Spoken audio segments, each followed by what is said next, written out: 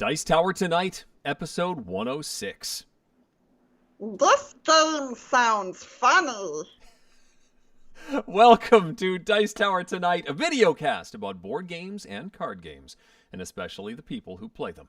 On tonight's show, we're going to have a serious academic discussion about games that have us talking in silly voices. Plus, I have an expansion pack for an old favorite for Crystal and the chat to play. We talk about some recent play sessions, and we answer questions from the audience live. I'm Eric Summerer, and joining me now, the Tress McNeil to my Rob Paulson, it's Crystal Dax. Okay, so I will admit, I do not know that reference. There's a lovely show called Animaniacs. Oh my gosh. Okay, hold on. No, this is one of my biggest shames, Eric, because I am the perfect age group for Animaniacs. Yeah. But when I was a child, I was glued to Nickelodeon. Like, I mean, nonstop. If I was watching television, it was Nickelodeon all day, every day. And so I missed, like, some of the cultural touchstones of my generation, and Animaniacs is one of those things for me. Oh, boy. Well, you know, they do have it streaming now. I think Hulu's got all of it, if I'm not mistaken. You know, new and old episodes. No, nostalgia completely removed from the equation, which I know technically is impossible. Is it worth, because it's a lot, I'm sure. Is it worth the time? Classic Animaniacs, yes. The new series is a little hit and miss. But like original stuff, I mean, just to hear Yakko's World, where he sings all the nations of the world to a musical theme, it's fantastic. Yeah. I've heard that song a bunch of times. Yeah. And it's funny because another one of the classic shows that I have never watched, the chat is going to go lose their minds. I've never really seen DuckTales. Ooh. Which I know, but I know the theme song to DuckTales, even though I've never watched the show. Oh boy. I watched DuckTales the movie. We had that on home video. Yeah, I don't know what it was. Just something with the, like, because I did watch some Disney stuff when I was real little. But yeah, when I got a little bit older, it was all Nickelodeon for me. So, yep, ring that shame bell, David. I'm okay, I'll take it. Obviously, you know, we're all tongue-in-cheek kidding here anyway, because nobody's going to be able to watch everything. But no, those are things that, like, I do wish that I had watched when I was younger, and I just didn't, so. Well, I would recommend seeing just a few episodes, especially of the classic series. Well, if we're talking about, like, classic cartoons, Eric, you know what comes to mind? I think I know what you're thinking of, because it's a game we have both played recently. Oh my gosh, what a brilliant segue. We both got to play Scooby-Doo Escape from the Haunted Mansion recently, which is an escape room-esque game that was published by the Op. It is part of their Coded Chronicles series, and I mentioned this at the end of our last episode. I teased everybody about it, because this is probably one of my favorite escape room games I've ever played, and you just got to play it this past weekend. I did indeed. So this is one of the Op Games Coded Chronicles games. This is the Scooby-Doo themed one. There is also I think it's The Shining, and then coming very soon, if not now, is a Goonies version as well. This is a mystery game where you're exploring a mansion. There's, you know, the mystery machine breaks down and you enter this mansion, and mysterious stuff starts to happen, and you're supposed to figure out how that works. You do that through the use of your 5 characters, the members of Mystery Incorporated, and they all have different strengths. So at the beginning of the game, you just have Velma, and she can walk around, and everybody's got one of these booklets that have numbered entries in them. So, and you have little standees that represent the people walking around the room, and you sort of gradually add characters to the whole thing. So Velma is good at, I believe, investigation, if I recall correctly. Fred is investigate. Velma is research. Velma's research. And we couldn't quite figure out why those two things were different, but whatever. Right. Yeah, we had the same thing. We were like, it's kind of, you know. So on the bottom of the standee is a number. So Velma has a 1 and Fred's got a 5 that sort of runs off the side of the standee. And if you put them next to objects on the map tile that you're looking at, you can create a 4-digit number. So if you walk up to a table and the table says 345 and you put Velma next to it, now you look up entry 1345 in Velma's book. It's just like that. And so you then look up these things. So the different characters doing their strength. So again, Velma is research. Shaggy is good at eating. And Scooby is good at smelling. And Daphne is good at using. And as we said, Fred is good at investigating. Yep. And you will get different responses based on what those characters do. Now, because it's Scooby-Doo, the theme is extremely strong in that you get to read these little passages with the characters talking back and forth with each other. And the folks I was playing with handed me the introductory paragraph, which is like a full page of text. It's a lot of text. And it's got like all the characters talking back and forth to each other. And when we were done, they tell you at the beginning, hand out the booklets to everyone so they can all take turns reading. And I finished this initial paragraph, and they all just threw their booklets at me. And they're like, okay, you know, just. I'm like, no, you have to read too. This isn't all me doing this thing. Yep. And one of the coolest things, well, there's a lot of cool things. The characters, I think, are really neat in that multiple characters can interact with the same objects and get different results or learn new things. And that feels thematically more realistic than a lot of escape room games where you're not a specific character, you're just an abstract person trying to solve these puzzles, and there's no specific reason or rhyme to why you would manipulate certain things the way you do. But these characters have skills, you use those skills, and sometimes those booklets will give you very funny responses if you do something that sounds dumb, like try and make Shaggy eat a wall, for instance. Like, the book will say something along the lines of, Shaggy likes to eat, but walls not so much. Like something along those lines. Like there isn't a 4-digit code for every single combination, but there are a lot of like, okay, yeah, that was a not right move thing. Yep. But there are also these secret envelopes that come in the game. So like a lot of escape room games, there is content that you do not see when you start the game. And throughout the course of the game, it will tell you to open these envelopes. And it'll give you more components, more information, a variety of things that obviously I'm not going to spoil.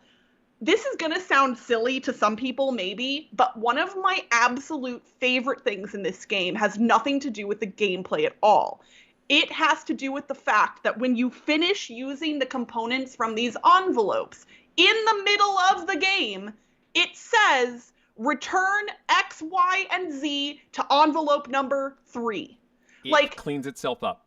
Yes, and it's so simple to do mid-game. I am one of those people that will finish something and not put it away because of the hassle, because I don't want to. And this game, it has you do it while you're playing, and it's quick and it's simple, and guess what? The whole game is reset when you're done playing it. It's beautiful, and I don't know why more games that are resettable don't do something similar. As soon as we read that, I was like, that is amazing, and I love it so much. It is really nice. Yeah, I mean, this is less complicated than some of the other resets that you have to do when you're manipulating and twisting and unfolding things. It's pretty simple to just throw stuff back in the envelopes, but I do appreciate that little touch because there's very little left to do once you're done with the mystery to reset it for somebody else, which is very cool. And you sort of mentioned that you can take the extra time to put things away because there is no time pressure in this game. There's no clock. The factor that you're playing against is that you're given 20 Scooby snacks at the beginning of the game, and you mark them off on the back of the rule book or on a notepad. And when you make a mistake by, say, looking up a code that doesn't exist, or sometimes in the book it will say, no, that was a terrible idea, lose a Scooby snack. Or if you've made some sort of error, you'll lose something. And then you get a score at the end of the game. Did you succeed, and how many Scooby snacks did you use? Which I kind of appreciate. I think it took us about 3 hours to get through the whole thing. There's 2 chapters, and you can split them up. But yeah, we did the same. We played the whole thing in all one session. Yep. There was one point that we accidentally discarded a card that read a number and got rid of a card, which had us literally stuck at the end. And so we had to use a lot of hints to figure out that we were missing something important. And then went, wait, we don't even have that card. Wait, oh, we threw that away. And so we felt, sort of silly. Yeah. This is also, the one thing that was interesting here, and this is not a spoiler, but it is on the verge of a very, very general overarching thing. So just as a heads up, in case anybody cares, but I promise it's not a direct spoiler of any kind. A lot of escape room games kind of reward you for doing things without a lot of help, meaning like, can you do it with only a certain number of pieces or with limited information? And if you get more information, you can sometimes get penalized for that. And so I think I've been trained to try and not explore every nook and cranny in most escape room games for that reason. Yeah. And in this game, that's not always beneficial because there are certain objects or items or things. Yes. Crystal is frozen for a moment. Oh no! I'm No, frozen. she's back. She's back. Oh gosh. Okay. I don't know where I froze. But there are certain things you have to interact with. Yes, and if you haven't interacted with that item and the game just later provides it to you because the game knows you need it, you don't have the added context of how you acquired the item. Oh my gosh, the face I was stuck on was horrendous. Oh Lord. Oh, I just saw it. Okay, yes. So yeah. Anyway, there was times that I was like, oh, we should have explored more nooks and crannies than we did, but we were trying to, not speed run the game, but just like be efficient. And efficiency can be beneficial, but isn't always in this game. Right, and it's actually a good idea to fully explore because occasionally an object we did sort of. This is a minor quibble. Is that sometimes it made sense that a character would be able to do what needs to be done with a particular object, but it needed to be done by a particular character. So, for example, if you try and eat something, and the only person who is allowed to eat anything is Shaggy. But anybody could probably have dealt with this problem by eating something. And so they often will say, oh, no, I'm not hungry. Or, the only person who would eat that is Shaggy. But sometimes that sort of got in the way of, or you might explore something and feel like nothing was there when all you needed to do was have it explored by the proper character. And I know that we have other games that we want to talk about. But this one was worth talking about for sure. If you are a fan of Scooby-Doo, like the cartoon and the way that those episodes of the show are laid out, this is, at its core, a real tried and true Scooby-Doo mystery, complete with, and this is not a spoiler either, there's a bad guy involved, and you don't know the bad guy's identity, just like in any Scooby-Doo cartoon. So if you really love Scooby-Doo, and you like puzzle solving or escape rooms at all, this one will be likely right up your alley. It's full of flavor for sure. Oh my gosh, so much. So we definitely wanted to talk about that because we both had a chance to play the Scooby-Doo game. But I also wanted to make sure I got to talk about this one because it's currently on Kickstarter right now. And that is called Paint the Roses. This is a new one from North Star Games. They're sort of rebranding a little bit. They've sort of changed their logo a little bit, North Star Games Studio. They're going a little heavier into the hobby space. They're sort of known for wits and wagers, but now they're trying to solidify more of a hobbyist sort of approach. Paint the Roses is a cooperative game by Ben Goldman. It is themed around Alice in Wonderland and specifically the Queen of Hearts. You play some of the painters, some of the gardeners in the Queen of Hearts garden. You've got, don't break it.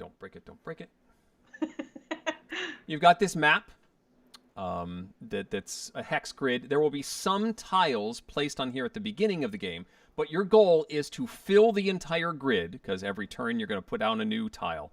And if you have stayed alive by the time you filled the whole grid, you win the game. Now, what's going to get in your way is the Queen of Hearts, who starts out, here's a nice little figurine here, and you are the painters. Can I dig them out? I can't. You've got your painter figurines, and you start about 6 spaces away, and you are trying to stay ahead of the Queen. And if you play well, you're going to continue to move away and increase the distance, but if you don't play well, she is going to start catching up to you, and if she ever catches up to you, off with your heads. It's over. Now, what are you doing? The tiles in the game all have 2 aspects on them. There is a suit, so there's hearts, and there's clubs, and there's diamonds, and there's spades. And they also have a color of flower on them. So there's 4 different colors of flowers. There's 4 different colors, or 4 different shapes that are on the different tiles. And you have what's called a whim card. Everybody on the team has one of these in front of them. So you each have a whim card in front of you. They range in difficulty. So this is a medium whim card that says a red flower and a purple flower next to each other. And it's worth 2 points if it's guessed properly, because this is a deduction game. The medium cards are color to color relationships or shape to shape relationships. The easy cards are just color to color, but they're worth fewer points. The hard cards can be color to color, shape to shape, or shape to color. So any of those possible relationships. In fact, I can show you, they give you these little grids. This is what possibilities for the medium card are. All of the color to color and shape to shape possibilities. And this is a hard. It's like those puzzles you used to do in logic puzzles you can get at the airport. Everybody has one of these cards in front of them, though. And so on your turn, you're going to place a tile. You have like a greenhouse, an arrangement of 4 tiles. You choose one of them and put them on the board. It has to go anywhere next to any other tile. And then everybody looks at their card and puts markers down on the tile that you just placed, saying how many times their rule has just been followed by the tile that you just placed down. So if I had a red purple as my card, and I placed a red rose next to 2 purples, I would put 2 cubes on that tile I just placed down. Everybody also does the same thing for their own rule. And so they tell you to keep notes for the person to your left or your right. So each person is taking down notes and looking at the clues for one person. After everyone has put down their cubes, someone has to take a guess on someone's tile or someone's card. So you sort of have the discussion. I'm like 50-50 on your rule. I think I'm 100%. I don't know anything about. I know there's 8 different possibilities. Don't ask me. If you guess correctly, you then move forward the number of spaces that are on that card. And you may guess again. So you could get multiple correct guesses in one turn. If you fail, you have to stop. And then the queen is going to move. The queen at the beginning moves 1 space. But as soon as you pass a certain spot on the board, the white rabbit space, she gets a little flower token on her. And now she moves 2. She can have up to 4 flowers underneath her. So at the end of the game, she's moving 5 spaces. Also, if you get it wrong, she moves double. So if you're near the end of the game and you mess up, she moves 10 and you're dead. And this continues until you have hopefully filled up the board and survived that final round, or you fail and off with your head. So the neat twist in here is that you're constantly cycling your different clue cards. As soon as somebody guesses mine, I'm going to get a new one. And while you may start out drawing from the easy and the medium pile to get started, you're going to need to accelerate to the medium hard more often just to stay ahead of the queen. You are also simultaneously all the time being both the guesser and the clue giver, because you are giving clues for your own card, but trying to figure out what everybody else's is and evaluating the evidence that's on the board. It's kind of a neat twist. There's an expansion that has some modules that add extra rules. There's like six different scenarios with new components, and there's one with Alice where you can grow bigger or smaller using the Eat Me or the Drink Me tokens. It's a whole slew of additional possibilities. But even just with the base game, there's a neat twist on the deduction aspect, and it does get very tense by the end of the game. So I'm pretty happy with Paint the Roses. I should note that I am showing off the deluxe version. There's a standard and a deluxe version. This one has these nice this nice tray game tray and acrylic tiles. I think the basic version doesn't use the acrylic tiles and is like standard cardboard. But it's a pretty game for sure, and I'm enjoying it. Paint the Roses from North Star. I got to demo it at PAX Unplugged in 2019, and was definitely very curious about it, and I am probably going to end up getting a copy of it for myself as well, because I like deduction games and the theme, and it's just beautiful. Like, the artwork on it is so good. It is pretty. Well, speaking of deduction games, Eric, I think I mentioned somewhat recently that, in fact, maybe our last episode, that I had almost played every single game published by BoardGameTables.com. Yes. Because I showed off Kabuto Sumo, which was their newest release, and I said that as part of my Kabuto Sumo pledged, I added on Loot of Lima, because I've played every game that they'd published and liked them all, so I figured I might as well continue that streak. And Loot of Lima is a pure deduction game where you are trying to locate two treasures on a map. Every player has a player screen that is made up of multiple parts, and this is the center of that screen. And what's neat is the way it slots into the parts on the side, it actually leans backward a little bit when it's in front of you, and that's important because there's these insets where you can place tokens. Of all of these places, there's 3 different land types. You've got beach, forest, and mountains, and at the beginning of the game, 2 tokens from the available ones are chosen at random to be the locations of the treasure. And those are hidden away, thrown back in the box so nobody sees them. The rest of the location tokens are divvied up between the individual players. It doesn't matter the player count. Everybody gets an even number of the rest of the tokens. And you slot those in on your board, and you know that the treasure is not in those spots. Then on a player's turn, what they do is they roll the 3 dice, which might be the prettiest dice I own now. Like, they're screen printed, I think, but it's full of bleed. Like, there's no gaps at all. They're just beautiful. Like, okay. I will say the font choice for the letter E I don't like, because the middle line is pushed way up against the top. I don't even know if that's focusing at all. I can't tell. Oh, yeah, okay. Yeah. I'm not a huge fan of that, but it's interestingly enough, on the player boards, the font is different. The E's are just fine. So I don't know what happened there. It's still, like, it's not confusing because you wouldn't think it was something else. There's no Kauth. Yeah, there's no Kauth direction.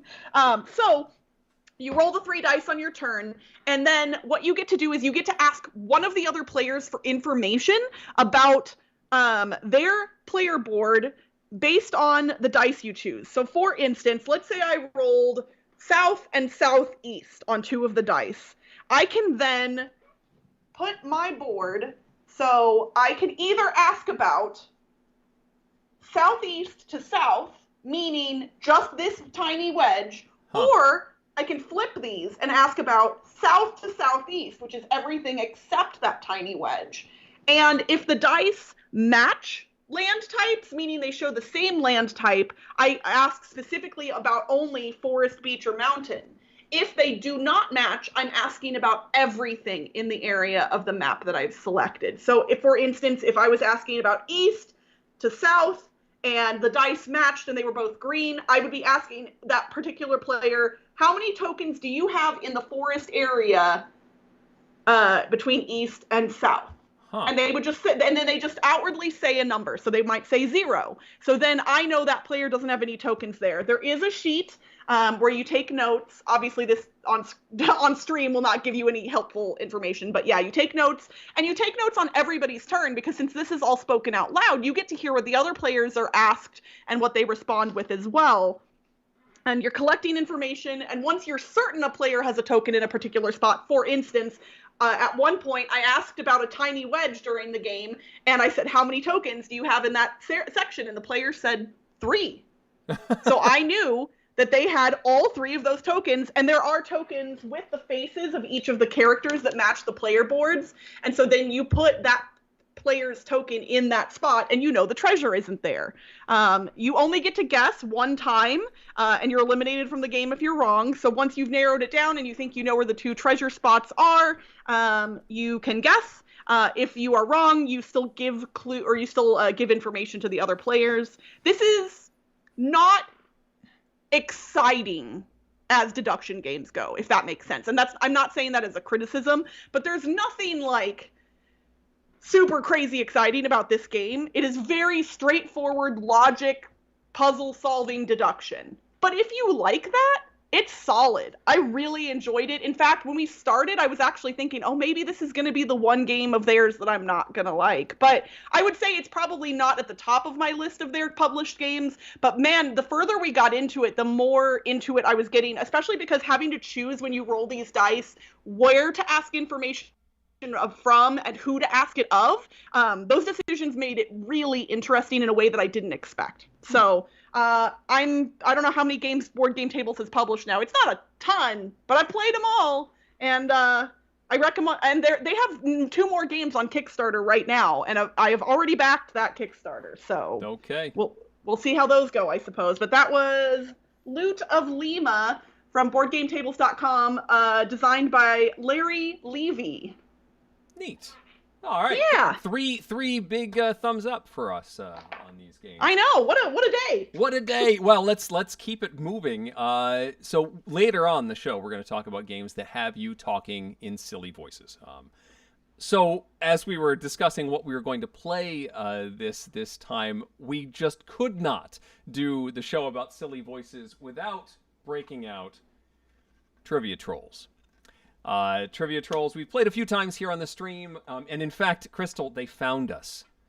I don't know if you knew this. They watched us play it, and they got in touch, and they enjoyed it. Good. I was a little nervous that you messed with our rules and stuff.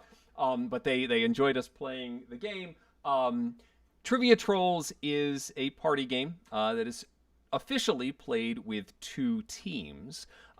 You are asked trivia questions, and the trivia questions are they're arranged so that there's 3 clues on each card. So you have the category, and then there's 3 clues. They're worth 1, 2, or 3 points. And the 3-point clue is more difficult than the 2-point clue, which is more difficult than the 1-point clue. And you're trying to reach 11 points before the other team does. Now, the other team has a set of action cards that they can decide when to play against you. Some of these are, can I find an example of them? They call them trench cards and trap cards that are sort of like attack. It's like attack cards that have you, going up against the other team. We're not playing with those because we don't have another team playing against us. We play this game cooperatively here on Dice Tower tonight, so we only use the troll cards. Troll cards come from a specific deck that are some sort of hindrance toward the clue giver, some sort of rule that must be followed as the clue giver gives the clues. So when we play here, we are trying to get through 1 question each of the 7 categories in the game, which are... We've got pop culture, we've got sports, we've got science, we've got history, we have a mystery category, which could be anything, we have geography and entertainment. Crystal gets 1 question from each of those categories, and she's trying to get to 11 points or more by the end. And if I remember correctly, last time I did not do well, so... And I think we said that you can get as much help from the chat as you want, because some of these trolls are exceedingly difficult. And so we're not going to worry about lifelines or any of that. We're just going to try and get get Crystal through to the end of the game. Now, I mentioned that they found us, and the reason why is they wanted to offer me this expansion pack. This is from their Kickstarter, I guess. It is available on their website, and I actually checked out. It's, I think, triviatrolls.com. You can get this free if you order the base game right now. Oh, that's awesome. So it's 50 new cards, which have, I think, 5 new questions for each of them. Not as many new trolls as I would have liked. In fact, some of the performance trolls were duplicates from the base game that I have, which is a little frustrating, but there were a couple of new ones. I have shuffled those into the list, and in fact, I believe we're not using any of the trolls we've used in any of the other times we played the game. Okay, good, because I don't want the one where you have to omit, like, all of a single letter or something, because then everything it becomes I impossible. can't promise that the ones we have are going to be any easier. So Yeah. We will do a question. I will give the category. Crystal will say 1, 2, or 3 points. Then I pull the troll, and we'll see how things go. Are we ready? We are ready, and I am gonna go ahead and hide the chat for now, Okay. but I will look at the chat if I need to. Your first question is from the history category. Would you like to go for 1, 2, or 3 points? Remember, you're going for 11 points total for the 7 questions. History is not my strong suit, but let's go for the 2. 2 points. The troll is: the player reading the clue must read it in their lowest voice. How low can you go? It says. All right, one moment. We're going to go very white here. Woohoo! This American politician and attorney, born in Honolulu, Hawaii, served as an Illinois state senator, a U.S. senator in Illinois, and as president of the United States. Hey, I know that one. I was like, when you said politician, I was like, oh, I'm not going to know this, but I do actually know that that's Barack Obama. It is indeed. Barack Obama is correct. 2 points for Crystal. All right. Hey, if I can get a history question right, the sky's the limit. This is easy. All right, next question is from the sports category. 1, 2, or 3 points, Crystal. Sports. Let's go. You know what? Let's go 1. One. I want to give myself the best shot here.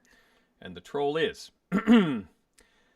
You know, I know we had this one. It's the emoji one. I had to text you the last time. Oh, I'm yeah. gonna toss that one. We're not going to do the emoji one. That was one of the Okay. duplicates that ended up in the... Okay.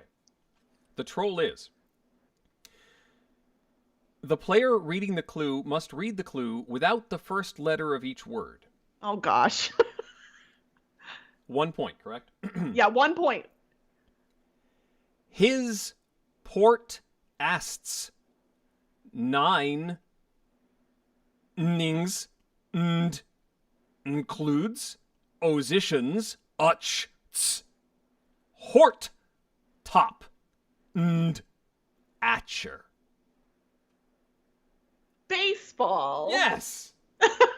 They gave me the numeral 9, so I think I cheated on that one. But Oh, think you yeah. got it Well, anyway. it'd be Ein. I already had it by Ein. that point anyway, so. 1 point.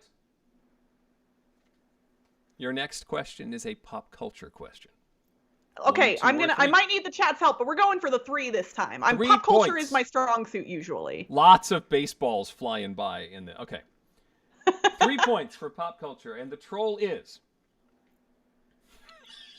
I swear I did not stack the deck. I swear it. The player reading the clue must do so in their best Scooby-Doo voice. Okay, all right.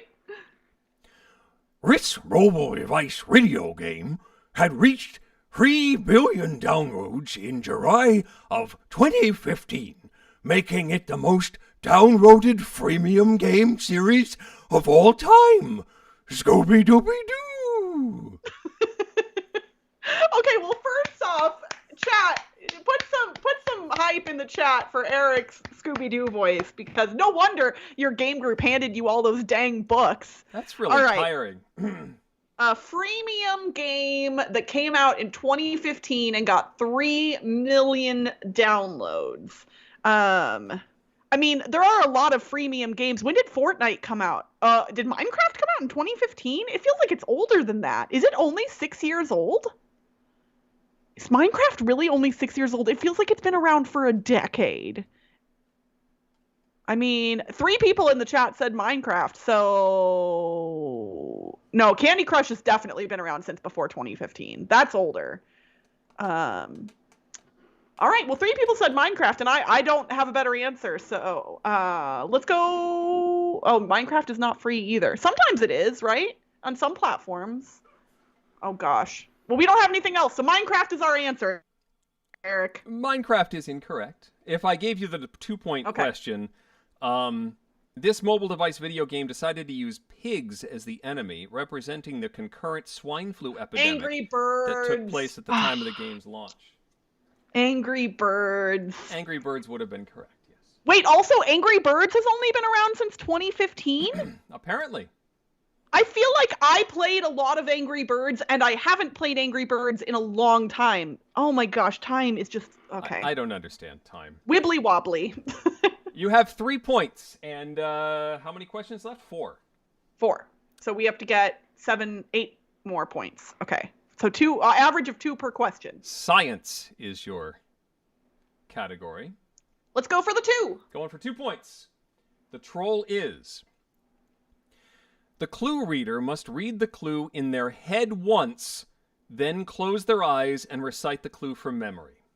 2 points, right? 2 points, yep. Oh, gosh.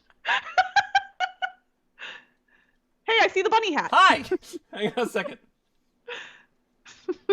That's my ceiling. What did I do? Okay, hang on. Okay. I'm excited to see the chat's reaction. I haven't looked at the clue yet. Okay. Okay. Oh, golly.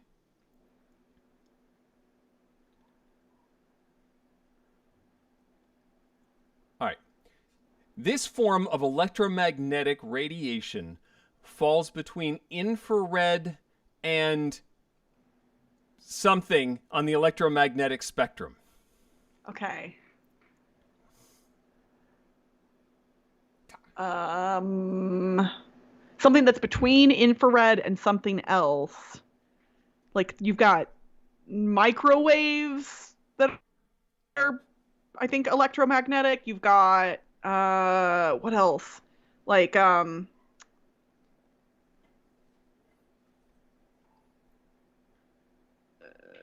Jerry says visible light. Steven also says visible light, but we don't know. It's between infrared and something else. I don't know, chat. Last time I went with you, I got it wrong, so I'm gonna wait a second and just see. This was a terrible clue to get this troll for. It's all right.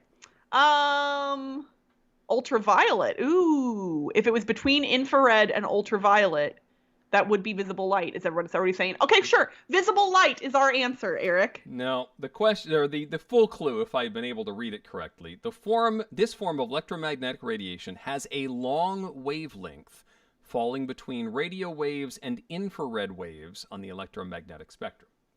It is microwaves then, isn't it? It is microwaves. Gosh darn it! Yeah, that's my bad. I feel bad. No, about hey, that's what the trolls are there for. That is what they're there for. All right, 3 that questions just means we left. gotta do some threes. We gotta do some threes, chat. Yep, entertainment is your next category. All right, 3 it is. Okay, the troll is... The clue answering team has 10 seconds to answer the clue. Okay, so I will read the clue and you have 10 seconds. I mean, technically, okay. I guess I'm doing this without chat then, because I don't know if they'll be able to get anything in before the daily. I think that's probably the case. All right, here is your 3-point clue. This band has albums such as Appetite for Destruction, Chinese Democracy, and Use Your Illusion. 10. I've no idea. Chat, come on, chat, come on, chat, come on, chat, come on, chat, come on, chat. 5, 4, 3, 2, 1. The Rolling Stones! I don't know. It's not them. It's probably like a hard rock or metal band or something. Oh gosh, Guns N' Roses! Everybody! Oh, and it was right after! Oh god! Okay, we're counting it. We're Or counting count it. My I'm- answer's we're gonna Guns N' count Roses. That one. We're going to count it because that came in Everybody immediately. in the chat knew, apparently. I'm So. going to give you the 3 points. 1, 2, 3. Just Hooray! because it keeps us in the running here. Yeah, because we still have a chance now. Okay. We do need 1, 2, 3, 4, 5 more points. So you need a 2 and a 3 on these last two questions. Okay. Geography is your next. This one's going to be the 2. It's going to be the this 2. one's going to be the 2.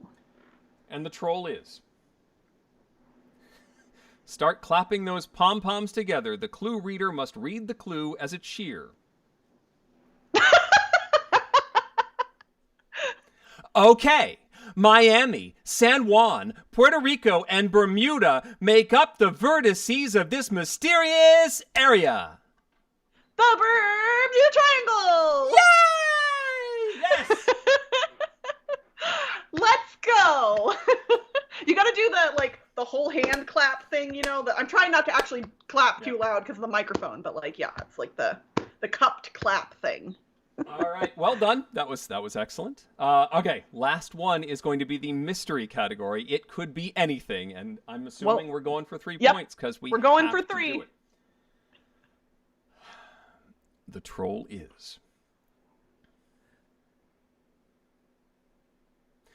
The player reading the clue must read the clue without any vowels. Oh gosh, darn it! There's no way! Any vowels? Now, I do think we had this one before. Do we want to ditch this? I mean... It could be worse. The next one could be worse.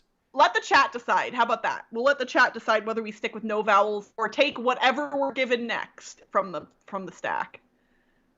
Okay, everyone loves the cheer, apparently. Eric, you and I have to do that more Kabuki says often. this will be impossible. Are we ditching? We could ditch this and take whatever the next one is. Yep. Oh gosh, somebody said no vowels is fun, but everybody else said ditch it, so. I'm gonna, we could always try it. Okay. Okay, yeah, read it one time, and then we'll move on to whatever the next troll is for this one.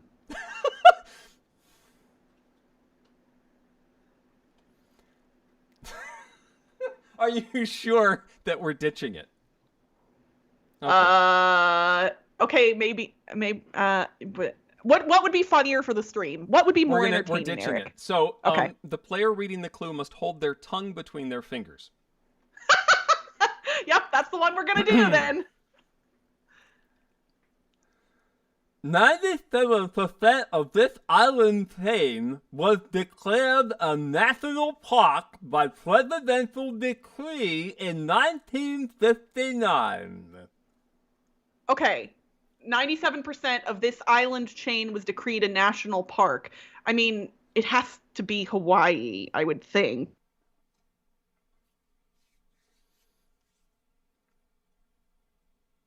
Other chains of islands that would make sense in my head. Like, we do have some territories down in the Caribbean, but yeah, Daniel agrees.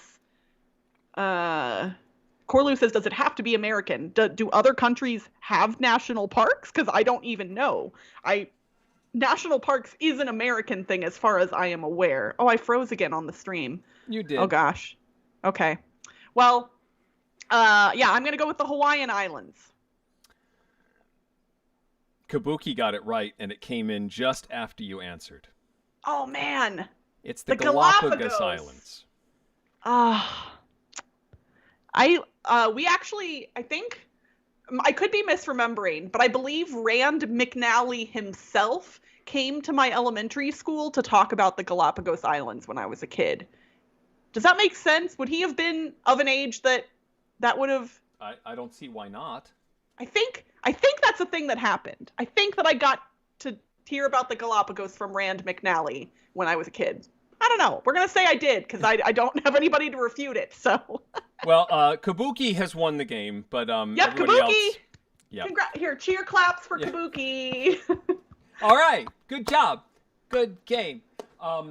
Yay, so Kabuki! that's Trivia Trolls. It looks like I've only got 5 more troll cards that we haven't done yet, so if we do play again, we're going to have to go back and shuffle those up again. I mean, that's fine. I was happy to see some new ones, but some of the old ones are pretty funny. So, It's true. and honestly, at some point, I should get a copy of this, and chat can suffer through my really bad impressions and other would things. love to do that sometime. Maybe I'll just have to let you borrow it at some point. We can. I mean, I am transfer. going to see you in just a couple of months at PAX Unplugged, friend. That does sound like a good opportunity to make a transfer. Yeah, and then I could just pass it back off to you at Dice Tower West, theoretically. I think this sounds like a plan. Is what this sounds like. Yeah. We should get talking about our silliness. Our serious discussion. We're going to talk about some other games, not just trivia trolls and party games like it, that have you talking in silly voices. But maybe we should start with other party games that have you doing that. Did any of those make your list, Crystal? So I didn't want to go too heavy on party games because I know we've talked about a lot of them recently. And I think there are plenty of party games where silly voices can come into play. But the one that I specifically grabbed is probably not one that most people would think about immediately, and that's Monikers, or alternatively Time's Up. Mostly because the prompts in this game do sometimes relate to real people that you could do impersonations of. Yep. And so then what's, in rounds 2 and 3, when the clue giving is more limited, sometimes just like an Arnold, like an accent thing or a noise could, give a clue to somebody. And then, of course, there's people in here that you wouldn't have any idea how to imitate them, and so you might just try and make something up. But all sorts of funny noises seem to come out of people's mouths when they play this game. So Monikers was my pick for the party game side of things. I picked a party game as well, but for a little bit of a different reason. But wait, there's more is one of the sales style performance party games where you're asked to come up with a sales pitch for a wacky item, and you sort of get into that sales cadence. You don't just talk normally when there's this thing you have to be like, hey, has this ever happened to you? Do you need an object that's going to solve whatever crazy issue you're having? Well, the thing we have will change your life. Absolutely. There's got to be a better way. Well, there is. All of that. There's a cadence to that, and so getting to talk like that is always fun.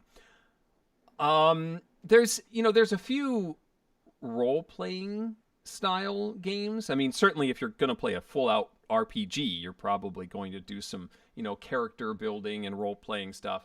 But there are other lighter role-playing card games and board games. Someone Has Died is one that I have pulled out, where you've got a group that's you've got some sort of wacky situation. You're given some sort of relationship to the deceased, and you're trying to divide the will.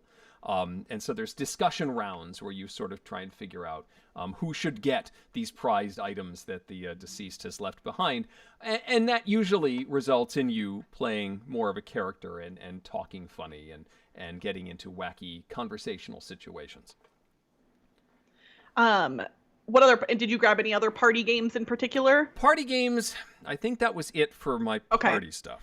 So when I was making my notes, I think most games that I have played that turned into opportunities for silly voices fell into mostly one of two categories.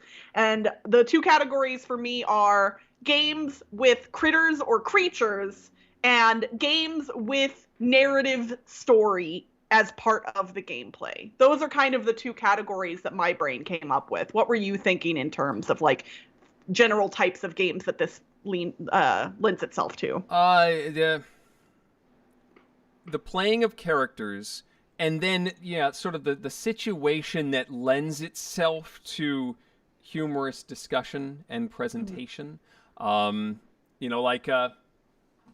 pull out another example. Dinosaur Tea Party. Oh yeah, which has that's a good one. It says in the rules that you're supposed to be as polite as possible. It doesn't say how you're supposed to do that, but for my family and my kids especially, love being the most prim they could possibly be. Pardon me. Did I see you wearing a small hat recently? Oh no, that couldn't have been me. You would never find me in a hat in public. Heavens no. Um, and the other one I had pulled is a more of an obscure title. It's called Familienbande. Have I ever talked about this one with you, Crystal? I don't think so. It's so I call it it's only available in German, but it's a Leo Colavini game. It's like a game of genetic manipulation. You have a trait like that your family is very proud of. Their heroic ears or their stentorian nose that you are trying to through arranged marriage get to pass down through the generations.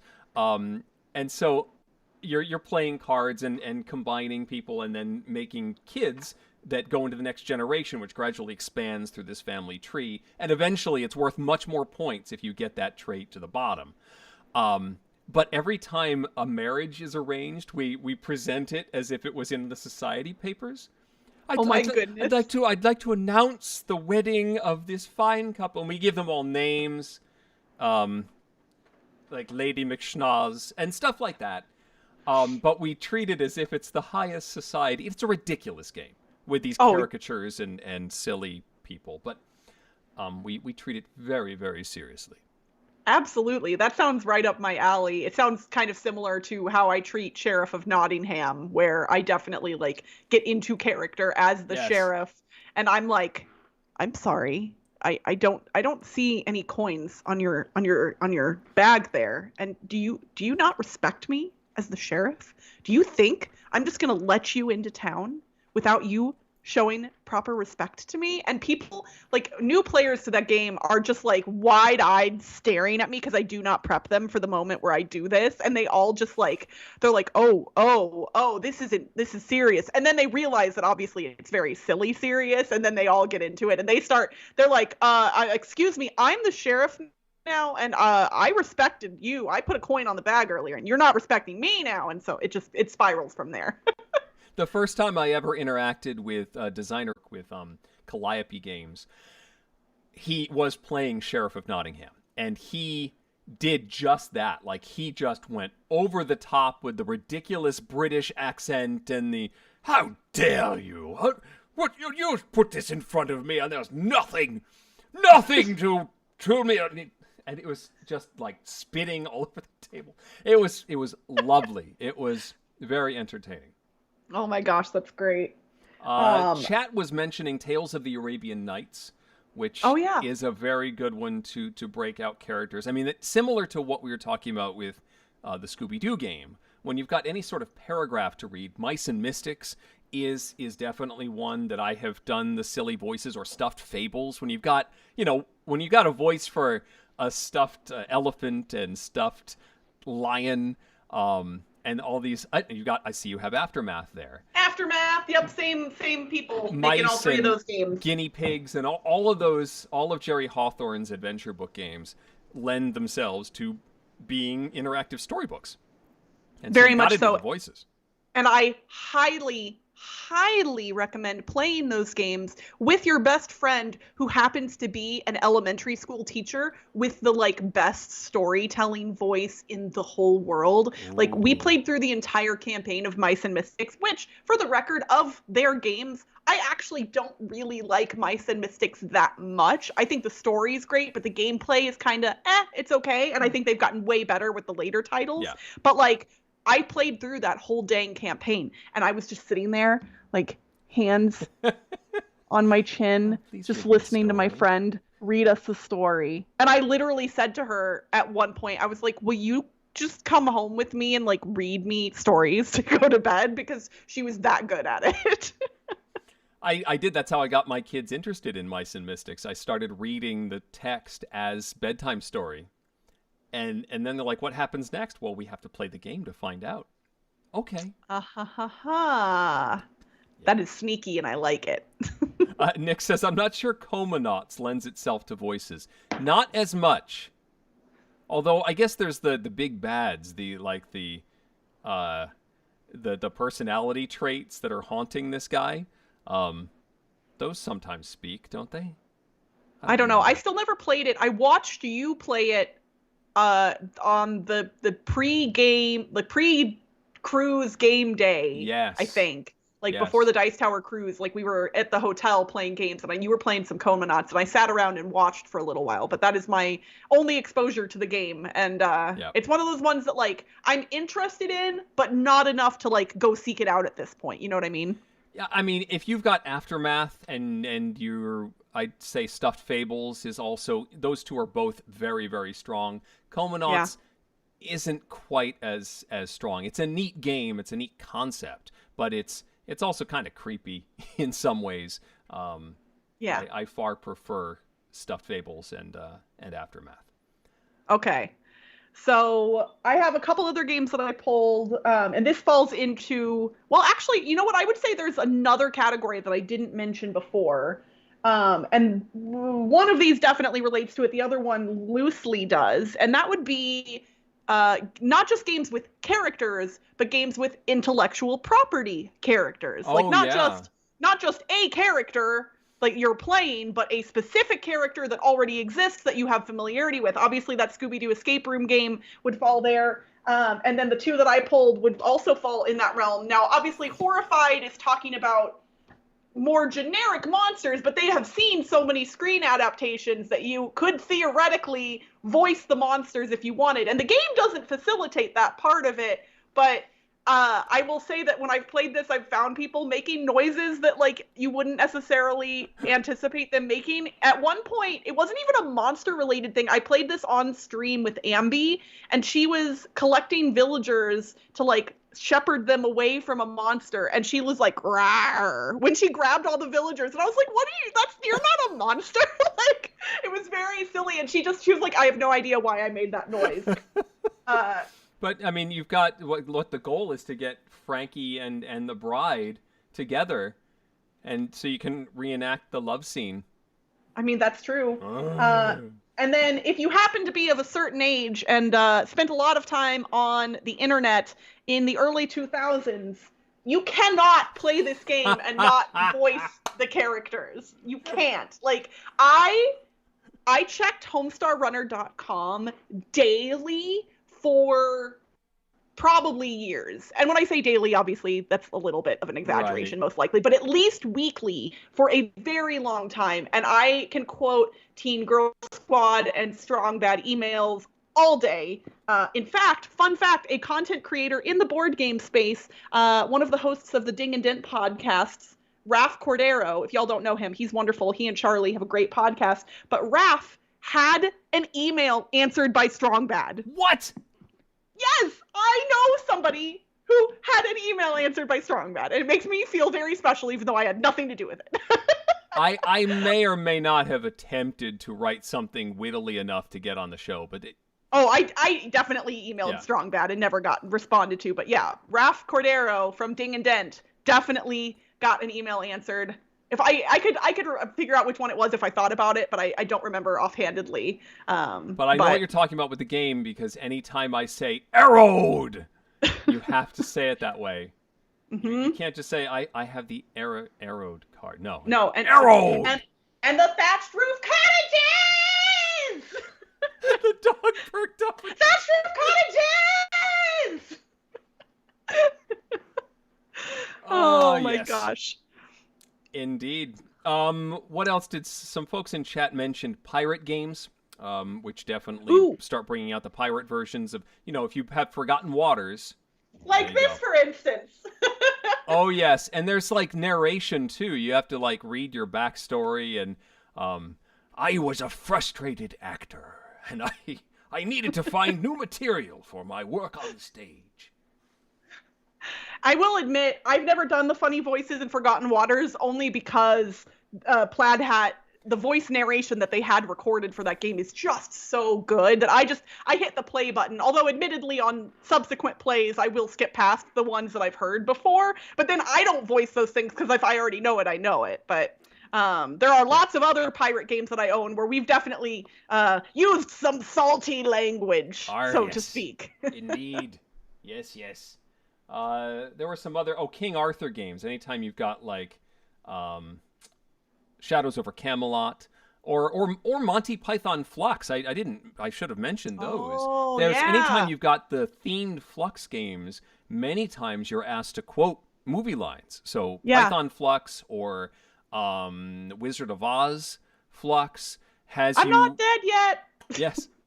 There's like one card that you get to draw an extra card or play a card if you do a Python quote during your turn. Yeah, there's one that makes you sing Monty Python songs as well. Indeed. Yep. I need to break out Monty Python Flux again. That may be my favorite of the types because it forces you to Python quote. Total tangent.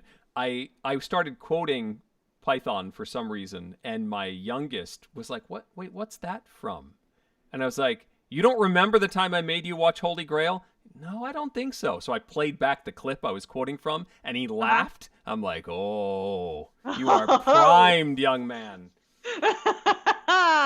And then you just open that door and you just shove him right through it. Yeah, just here we go. Yep. That's what I've got as far as silly voices. I mean, you wouldn't do this playing Kalis. Most Although, of the time. now that you've said that out loud, now I kind of want to, but... But I've done it for think... King of Tokyo. You make monster noises while you play that game. Absolutely. I think an important thing to note here, obviously, is like there are a lot of games that kind of like go halfway in this regard in like a good way, meaning they give you the theme and the tools, and then they just kind of allow you to take the lead from there. And if you want to make it silly, you can, but you don't have to. Or like if for Forgotten Waters, you could just play the voice narration, or you could just read the text straight. Like you can do those things, but I tend to find that game themes really shine when the players get invested in the theme, and oftentimes that means kind of, embodying the characters that you're playing, and silly voices often come with that territory. Yeah. Corlu's asking if people do voices while playing Lord of the Rings, Star Wars, or Star Trek games. I'm reminded of, in college, we did a How to Host a Murder that was Star Trek The Next Generation. And so we had to show up to the party ready to play one of these characters. And my roommate was Worf, and he was just a big old grump the whole evening. And I was Data, and so everybody sort of embodied those characters throughout the course of the evening. Those sorts of things are generally role-playing games. They aren't necessarily presented as such, but that's very much what they are. But another opportunity to, break out your favorite characters while you're doing this. Absolutely. And somebody else said that their 7-year-old loves making monster sounds in King of Tokyo. I think there's other monster games where that would work well as well, like Rampage, which turned into Terror in Meeple City. Correct. Like you're all just monsters stomping around a city, destroying one another. So monster noises are great in that one as well. Yes. The only thing to watch out for is if you are the only one making the silly voices. If you're marching around the board going, oh, no, no, no, and everybody else is just sort of like giving you weird looks, then maybe just dial it back a couple notches. You just Or you and I, Eric, will just play games together, and then we'll just be silly the whole time. Or we could do that. Which we'll get to do at PAX Unplugged, potentially. I'm so excited. I'm excited.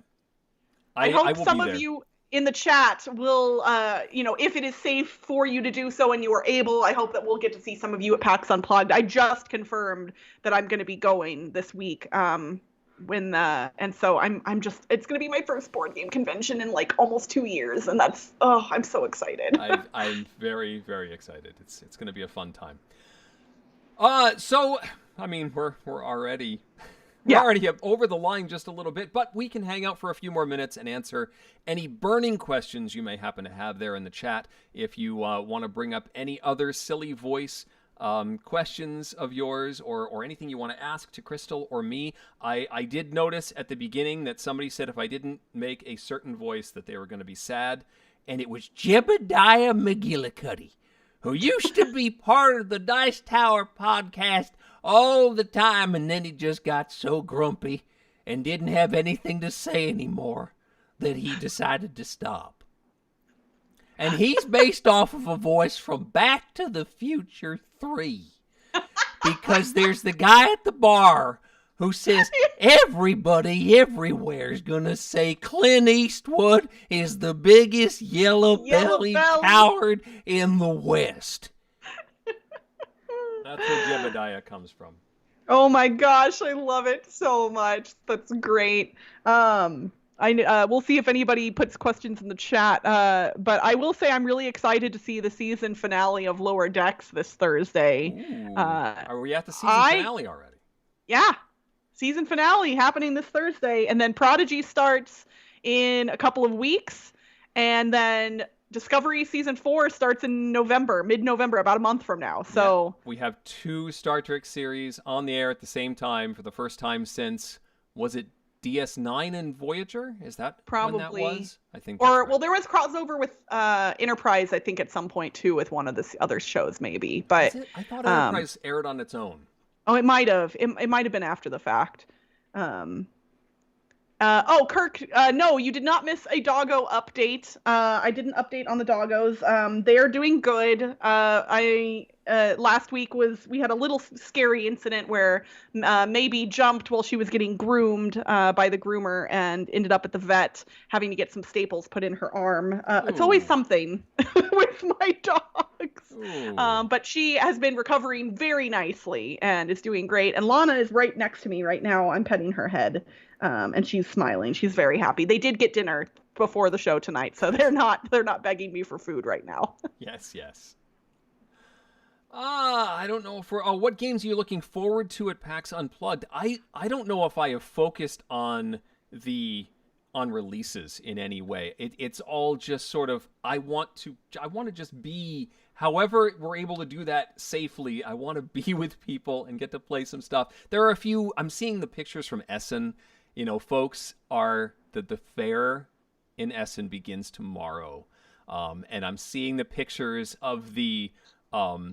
If you haven't been there, it's kind of hard to explain. But the way booths are constructed in Essen is different from any other convention I've been at. They're like, instead of the pipe and drape that we're used to at U.S. conventions, they have these like solid walls. It's basically like an apartment that they build around these booths, and some of them have like extra rooms for storage and stuff.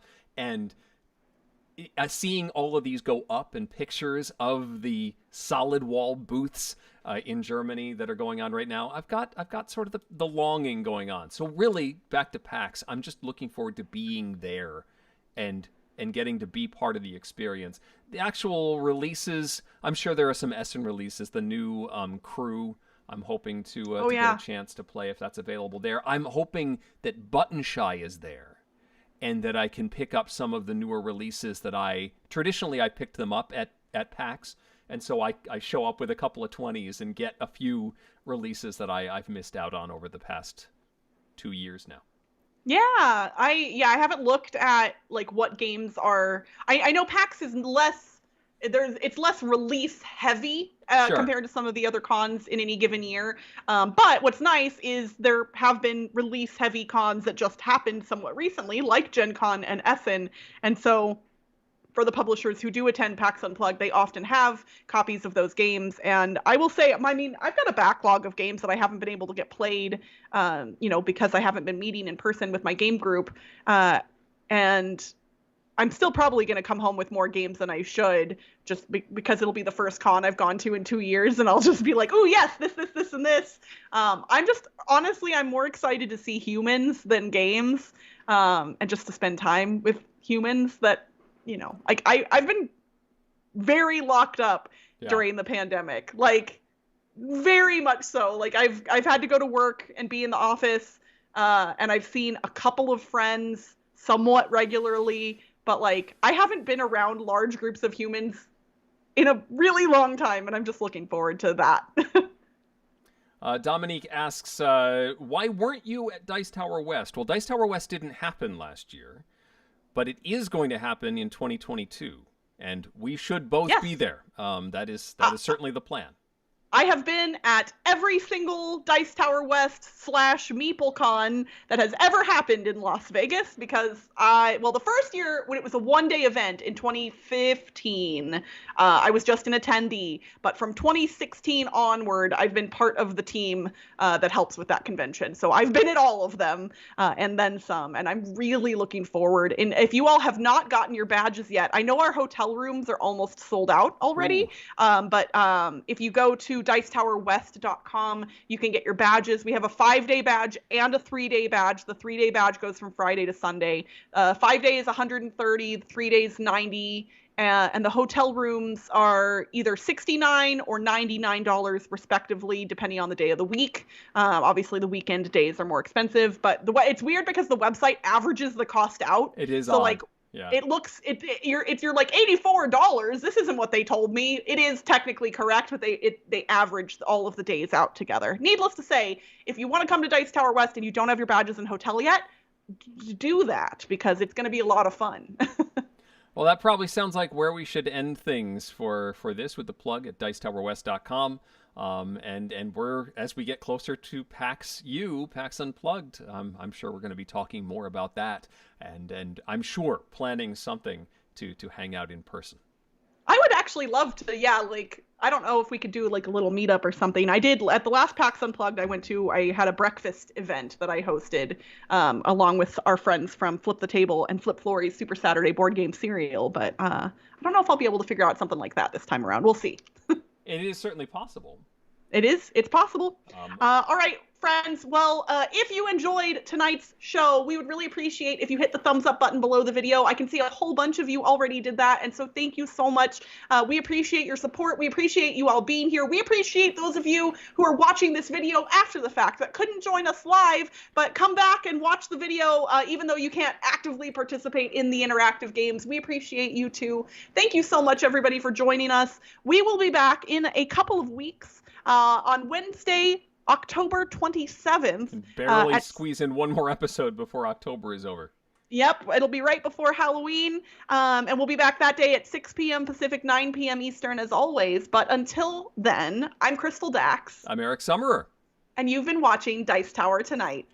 Thank you for watching. Promotional consideration has been provided by game publishers in the form of review copies of games. Crystal and I will see you in 2 weeks, possibly in costume, for another installment. Our show is supported by viewers like you. Thanks. Dice Tower Tonight is produced by Crystal and me with assistance from Tom Vassell, Mike DeLisio, Roy Kennedy, Chris Yee, and Rob Searing. The Donkey's Barely Passing Grade brought to you by Formule a D.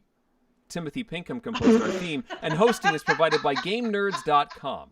Give us your feedback on the Dice Tower Guild at Board Game Geek on Facebook or Twitter, or by emailing us at crystal@dicetower.com or eric@dicetower.com. You can hear more from Crystal on the Board Game Blitz podcast, and I can be found giving Tom a hard time on the Dice Tower. Find those shows and more at dicetowernetwork.com. Until next time, from all of us at the Dice Tower, have fun gaming! Good night, Bye, everybody.